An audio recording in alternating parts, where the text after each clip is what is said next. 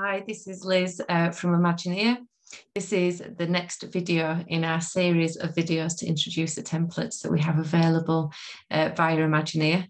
And this introduction video is for our communication map. So you can find the templates on the Imagineer website. And if you go to useful information and the template option underneath useful information, you'll find a whole suite of templates that are available there for you to access. There's a small charge for people accessing them templates, but for anybody who's a family member or an individual, please get in touch and we can provide them templates free of charge. So the communication map, when is this a useful approach or template to use? It's especially useful when working alongside people or an individual where the person's style and approach to communication is one that people don't easily understand or can't easily link in with. So the communication map is a really useful way of capturing how the person is communicating with us and what their actual message of that communication is.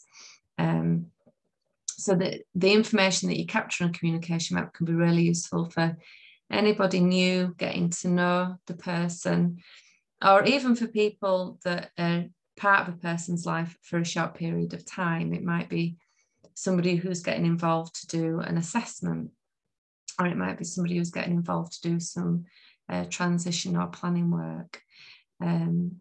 And the idea behind the communication map is to capture the nuances and the finer detail of how somebody is communicating and the message that they're communicating.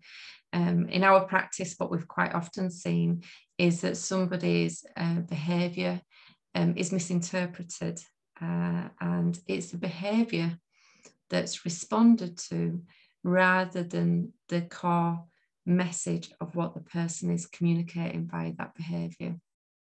And so this is what we aim to resolve when we use a communication map.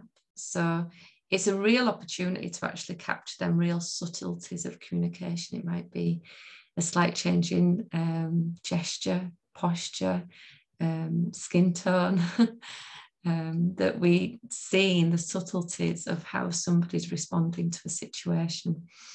And it also supports that whole discovery of really working out what makes sense for the person at that time and what response really the person is needing or wanting, or what response works best for them at that moment in time. So it is really a useful tool in building a trusted and valuable relationship amongst people, and something that we develop alongside people and with the person. So it certainly isn't something that we develop and is done to a person. It really is about that relational element of the work that we do.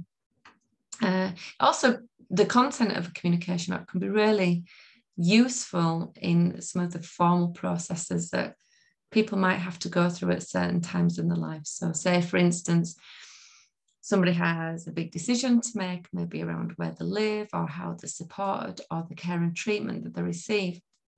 And there's concerns around the person's capacity to make a decision or an informed decision at that time in their life.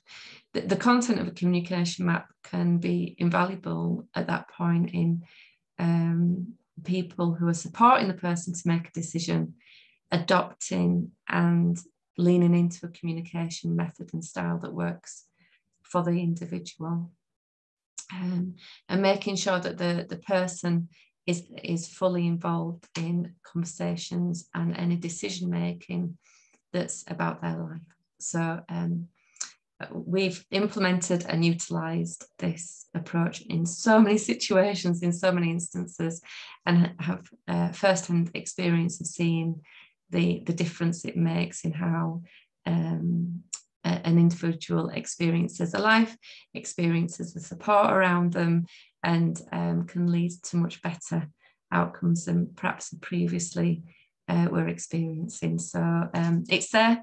Hope you make use of it, and thank you for watching the video.